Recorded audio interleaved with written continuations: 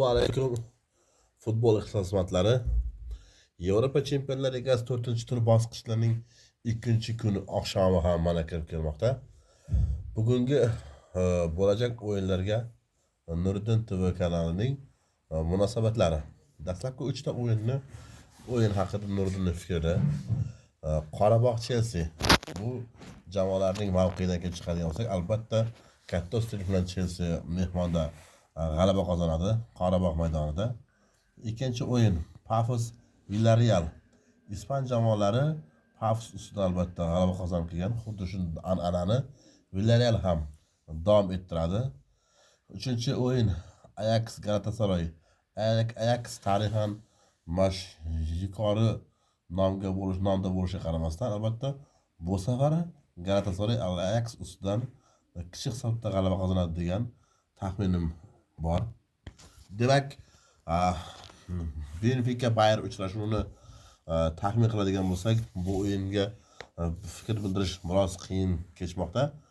Shuni o'ylab ko'rib, o'yin durang bilan tugashi ehtimoli bor degan fikr menda paydo bo'ldi.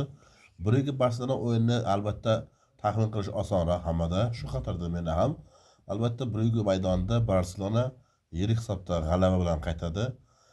6-chi o'yin Inter Qayrat jamoasi Qozog'iston klubini qabul qilib, bu o'yinda katta farq bilan Inter klubi g'alaba qozonadi.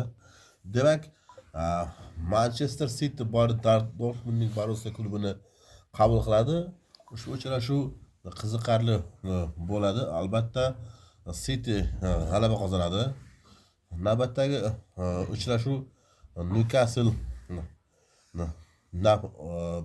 Atletik Bilbao klubini qabul qiladi.